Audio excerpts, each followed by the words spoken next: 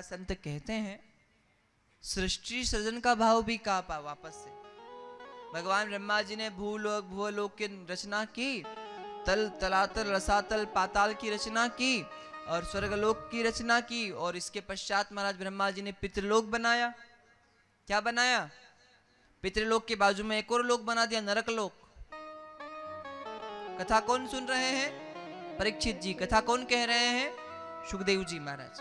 कथा गाने वाले सुखदेव जी, सुनने वाले परीक्षित जी। परीक्षित जी ने पूछा, बोले गुरुजी एक प्रश्न पूछना था मुझे बीच में। बोले हाँ पूछ लो। बोले किम देश विशेषा नाम नरकालोका। मैंने पितृलोक सुना है जहां पितृ विराजमान होते हैं, मैंने स्वर्गलोक सुना है, मैंने पाताल भी सुना है, पर नरक नहीं सुना गुरुजी। अच्छा सुखदेव जी कथा कहना नहीं चाह रहे थे ये वाली। जोर से कहो राधे राधे। इतनी जोर से कहो कि अगर पड़ोस में कोई सोया तो जाग जाए। बोलो जोर से राधे राधे। तो बड़ा सुंदर क्रम है। यहाँ संत कह रहे हैं कि किम देश विशेषा, ये नरक क्या पाताल महाराज कहीं है या फिर कैसा है? ये धरती का हिस्सा है या धरती से दूसरी कोई धरती वगैरह है? कहाँ है? तो कहा महाराज ये अलग ही लोक है। जैसे मृत्यु लोक पृथ्वी लोक है, वैसे ही महाराज एक नरक लोक भी है। क्यों बनाया?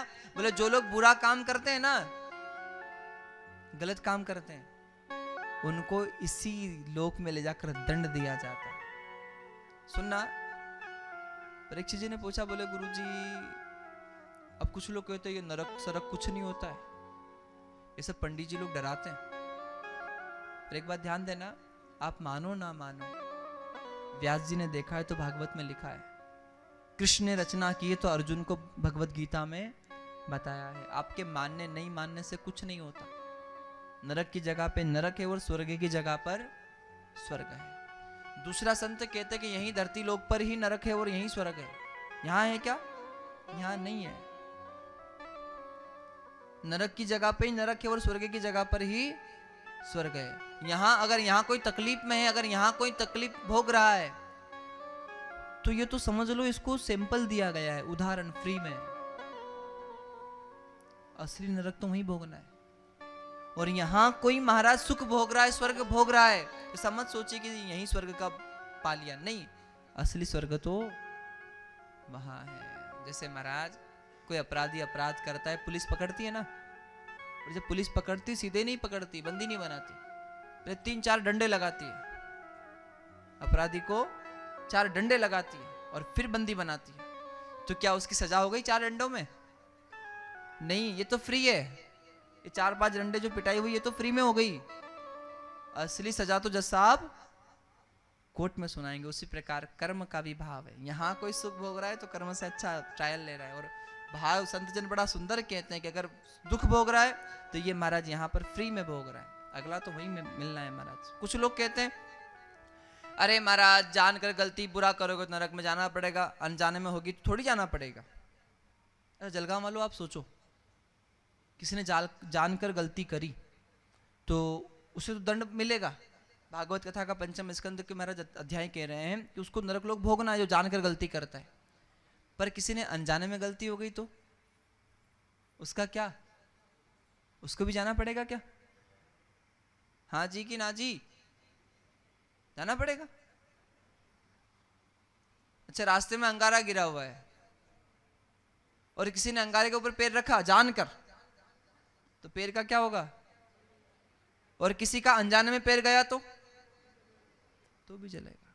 जान के करो, अनजाने में हो, भोगना है। परीक्षित जी कह रहे गुरु जी फिर तो कोई भी नहीं बचेगा, फिर तो मैं खुद भी नहीं बचने वाला हूं। क्यों?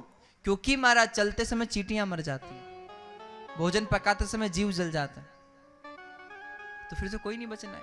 बोले उसका प्रायश्चित है। जो लोग अपने कर्म के साथ प्रायश्चित कर लेते हैं उनका बेड़ा पार।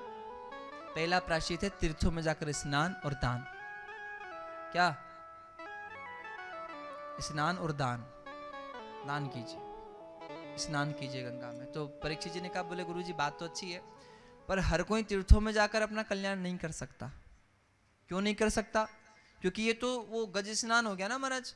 मान लो कोई तीर्थ गया और तीर्थों में गया, वहां जाकर स्नान करके आया और वापस स्नान करके यहाँ आकर झूठ बोलना शुरू कर दिया, तो क्या फायदा हुआ? जैसे मान लो कोई हाथी तालाब में नहाता है, पूरे दिन भर नहाता है गज, शाम को उस तालाब से बाहर आता है और कीचड़ में जाकर बैठ जाता है, तो पूरे दिन नहाने का क्या फायदा? शाम को कीचड़ में बैठना तो नहाया क्यों? वैसे ही महाराज जब तीर्थ गए हैं तो तीर्थों में जाकर हमें सुधार हो जाना चाहिए, और गंगा नहाकर आए और फिर भी हमें सुधार नहीं हुआ तो क्यों गए? यही रहना था। कथा में गए, कथा सुन ली, इधर सुनी इधर गई और सुधार नहीं आया तो क्या मतलब कथा सुनने से? क्यों जी? कुछ लोग आते हैं, कुछ लोग सुनते हैं, इधर सुनेंगे, इधर बची हुई पल्ले में वो झटकार देंगे। घर जा रहे हैं तो दोना भर के प्रसाद लेके जा रहे हैं, घर वाले पूछेंगे कहाँ गए थे, बोले कथा में, समझ में आई? बोले नहीं आई।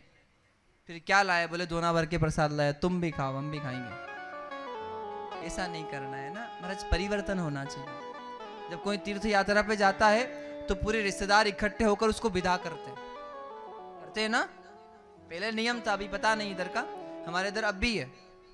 कोई नहाने जा रहा है गंगा या कहीं चार धाम की यात्रा पर जा रहा है तो पूरे परिवार के लोग इकट्ठे होंगे, प्रसन्न होंगे, उनको माला पहनाएंगे, उनका सम्मान करेंगे। गंगा जी नहाने जा रहे हैं तो माला पहनाने नहीं आते हैं, वो देखने आते हैं कि ये ऐसे नहाने जा रहे हैं। और जब गंगा नहाकर आते हैं तो फिर वो परिवार वाले इकट्ठे होते हैं, फिर वो वापस देखने आते हैं कि गंगा नहाकर आ गए तो इनमें सुधार आया कि नहीं आया, कि जैसे गए वैसे ही वापस आ गए।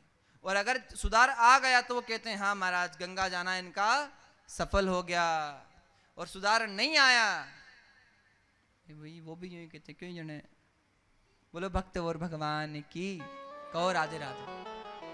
तो इसी क्रम में परीक्षित जी ने प्रश्न पूछा कि गुरुजी ये तो समझ में नहीं आता, फिर दूसरा कोई उपाय बताइए। तो कहा है कि कर्मों से बचने का एक उपाय है, वो है भगवान का नाम राम। नाम लीजिए, कृष्ण कृष्ण कहिए या शिव शिव कहिए, भगवान का नाम लेने से सारे पाप भस्म होते हैं महाराज। भगवान की लीला अमृत, भगवान की कथा सुनने से हमारे जो पाप है वो भस्म होते हैं। भगवान के दर्शन करने से सारे पाप भस्म होते हैं। भगवान का श्रृंगार, कृष्ण का श्रृंगार करने से पाप भस्म होते हैं, और शिव जी पर जल चढ़ाने से पाप भस्म होते हैं। तो ये नाम लीजिए, सेवा कीजिए।